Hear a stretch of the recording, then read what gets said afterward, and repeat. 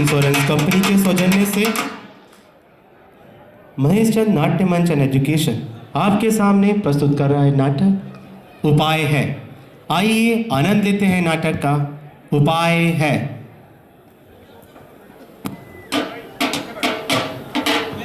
की धरती सोना उगले उगले हीरे मोती, मेरे देश की धरती, मेरे देश की धरती सोना उगले उगले हीरे मोती, मेरे देश की धरती। अरे क्या बात है श्याम भाई, बहुत खुश नजर आ रहे हो। किसे देख के इतना अच्छा गाना गाया यार, हमें भी दिखा दो। अरे वो तो खड़ी है सामने। अबे कौन का खड़ी है भाई, हमें तो दिखा दे। अरे ये देखो, लहलहाती गुनगुनाती फसलों को देखो।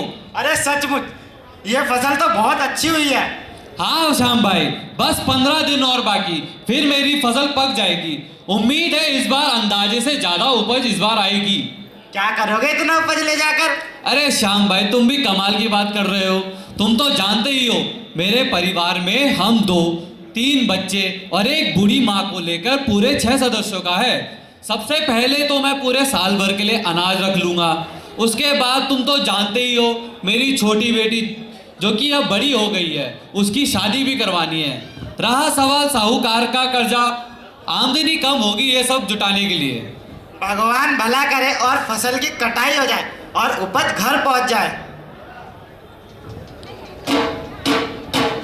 सुनो सुनो सुनो, अभी एक खबर मिली है कि एक भयंकर चक्रवात आने वाला है, जिसके कारण बहुत तूफान आएगा और हवा की रफ्तार 180 से 200 किलोमीटर प्रति घंटा होने की संभावना है और तूफान के साथ साथ भारी वर्षा होने का भी अनुमान है। अरे श्याम, अरे क्या हुआ श्याम? अरे भाई जल्दी से कोई जाओ, गमछा पिघा के लाओ, श्याम बेहोश हो गया है। श्याम, श्याम अब कैसा लग रहा है? ठीक हो अब? तुम अचानक बेहोश हो गए थे। अरे श्याम भाई, तुमने सुना नहीं अभी तक मुदारी वाले ने क्या कहा? ऐसी खबर साल 2 साल में आती रहती है और ये आके हमारे लिए कोई नई बात है कि ये हमारी फसलों को आगे बर्बाद कर देती हैं। नई बात तो नहीं है श्याम भाई, लेकिन तुम तो जानते हो, जब जब ये चक्रवात आया है तब तक हम किसानों की फसलों को बर्बाद करके गया है। यह बात तो सही है, ये सारी आपदाएं किसानों को बर्बाद करने के लिए ही बनी है। जो आधा पेट खा के पूरी दुनिया को खाना खिलाता, उसकी बर्बादी को सुनने वाला कोई नहीं है क्या? चलो शाम हो गई है, घर वापस चलते हैं। रामू तूफान की खबर सुनकर बहुत ही चिंता में है। अब उसके घर चलते हैं, देखते हैं वो किस प्रकार चिंता में डूबा हुआ है।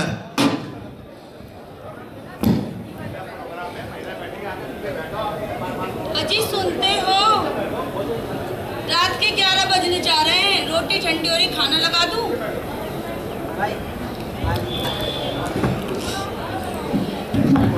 इतनी देर से तुमको आवाज लगा रही हूँ, कहाँ खामोश थे? मुझे नहीं बताओगे? क्या बताऊं तुमको, खेत में थे, अपनी पक जाने वाली फसलों को लेके खुशियां मना रहे थे। क्या क्या नहीं सोचा था मैंने, साल भर के लिए अनाज रख लूंगा, छुटकी की शादी, साहूकार का कर्जा।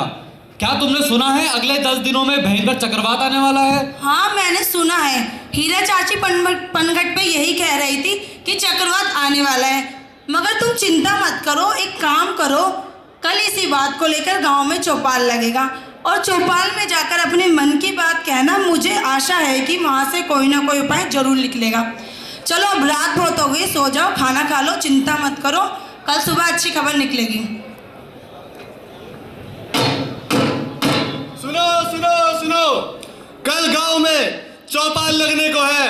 आप सभी गांव वालों से निवेदन है कि भारी संख्या में पहुंचकर चौपाल में आए और अपनी समस्या का समाधान पाए।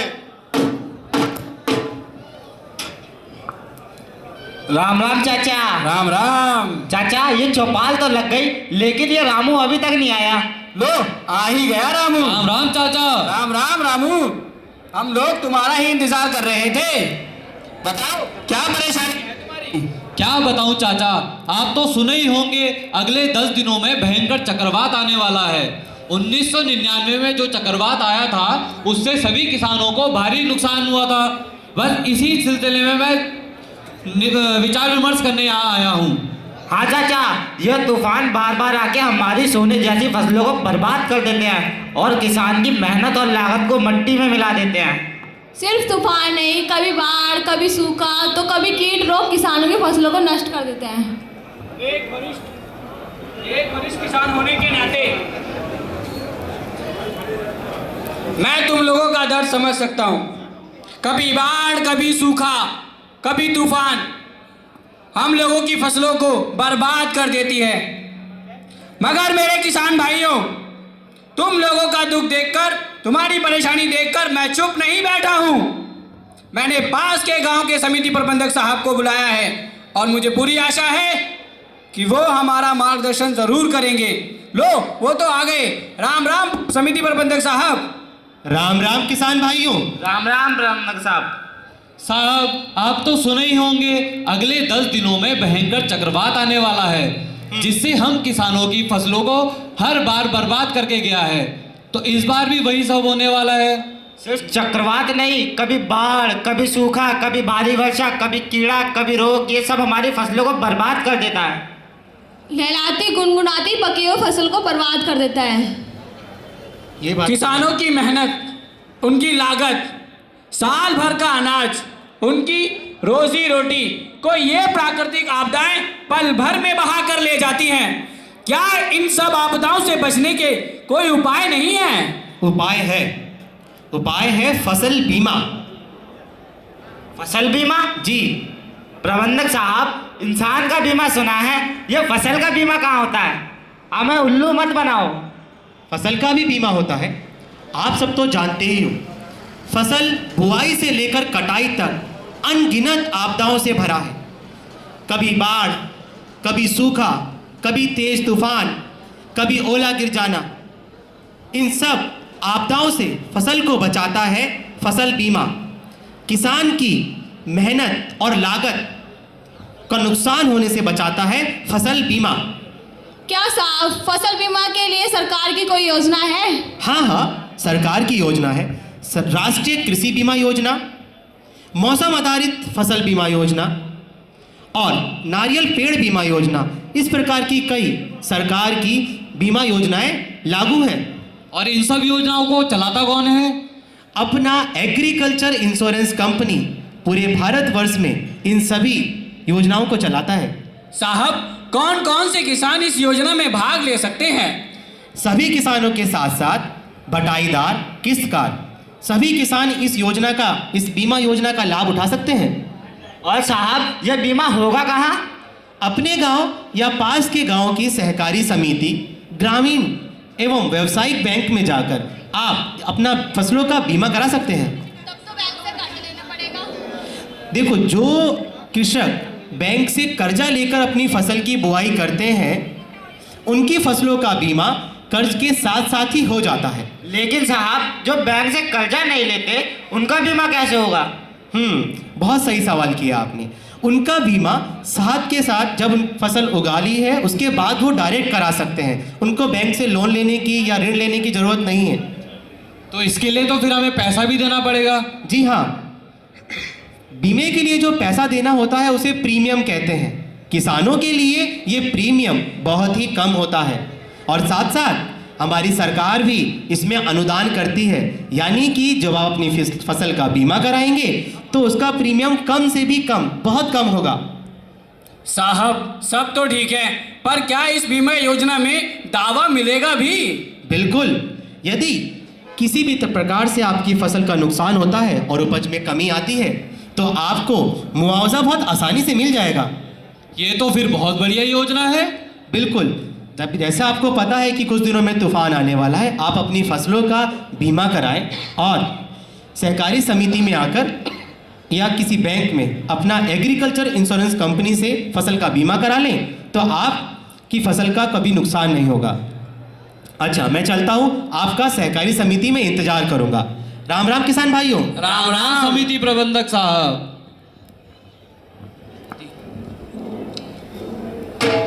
आइए देखते हैं। रामू अपना फसलों का बीमा करवाने के बाद बहुत ही खुश है। उसके घर चल के देखते हैं कि अपनी खुशी जाहिर कैसे करता है।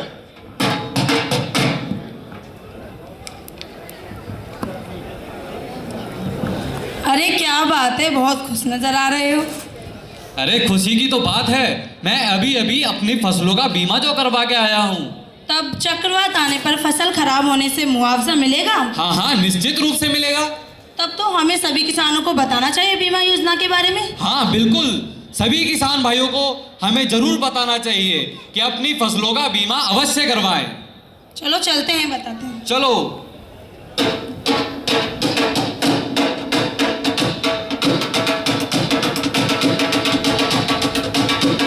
तो ये थी एग्रीकल्चर इंश्योरेंस कंपनी की ओर से एक छोटी सी पेशकश।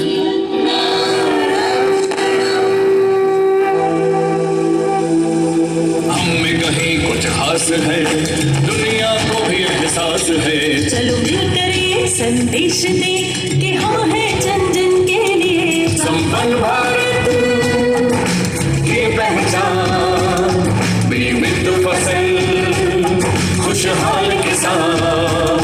संपन्न भारत की पहचान, बीमित फसल, खुशहाल किसान। AIC